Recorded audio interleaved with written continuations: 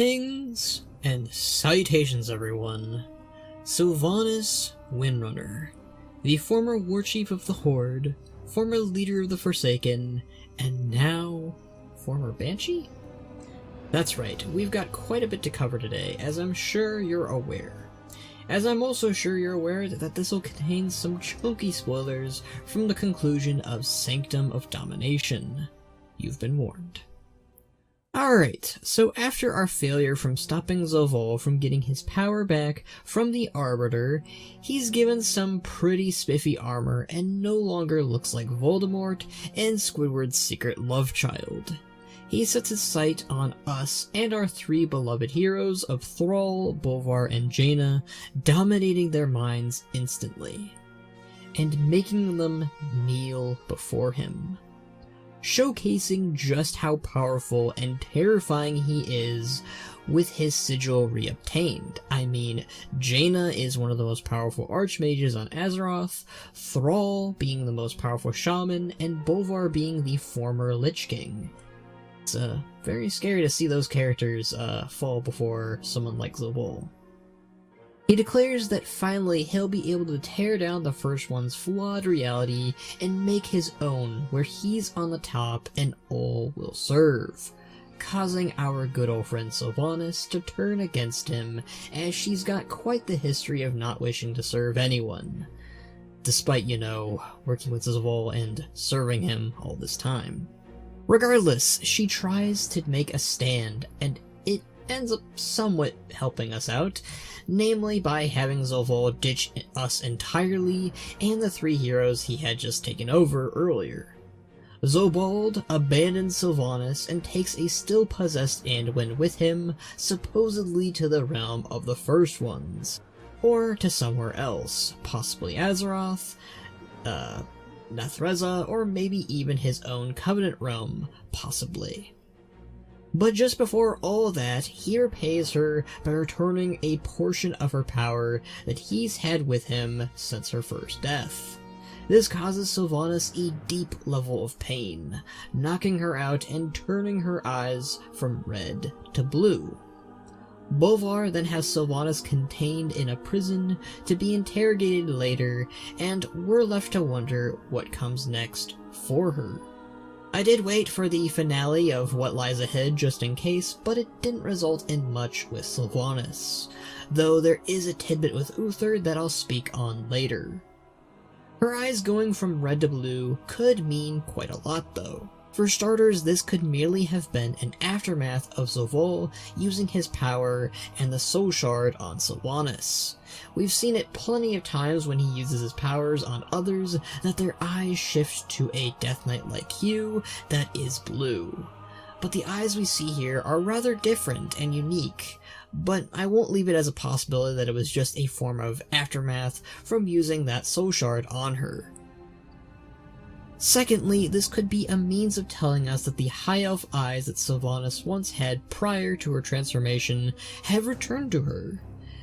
This to me is probably the most likely in all of this, and is the most important. If returning a portion of her soul rids her of her red eyes, which all Dark Rangers and Banshees notably have for the most part, that could mean her days as a Banshee are done.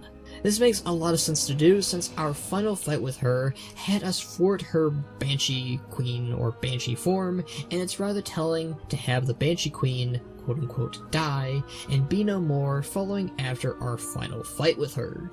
And as some people have pointed out, before she falls into unconsciousness, she speaks of this. Cannot let him reach me.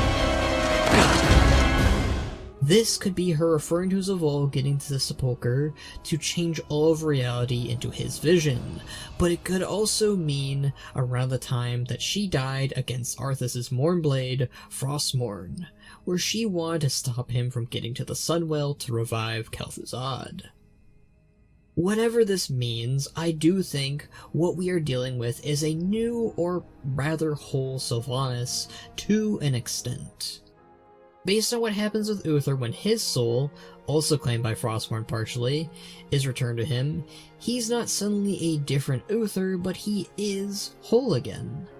Both Uthers were capable of regret, but one clearly showcased a far more darker mindset than the other did.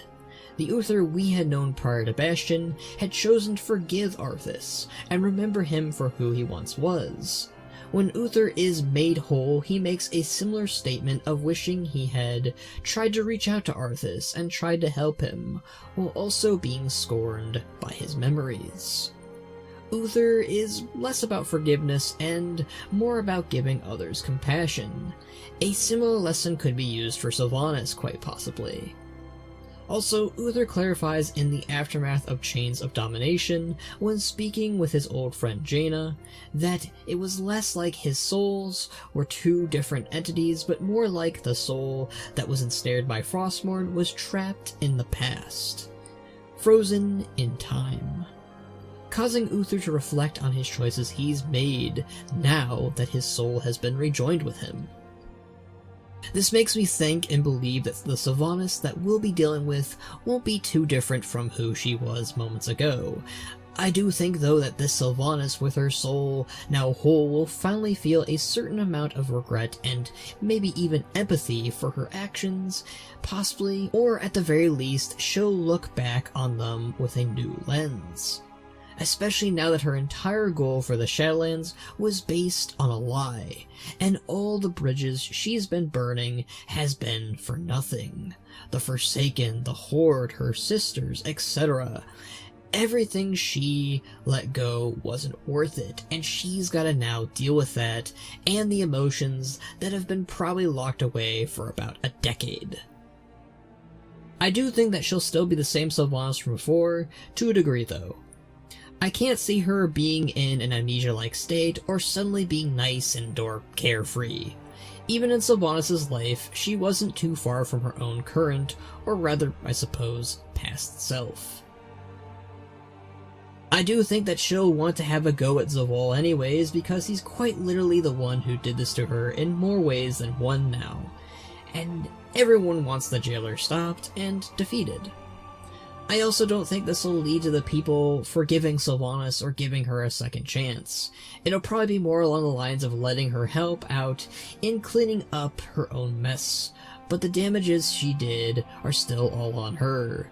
Teldrassil, the Fourth War, Varrock Sarfang's death, the breaking of the Shadowlands, so many things lay at her feet, and I simply can't see them being waved away just because she is regretful now.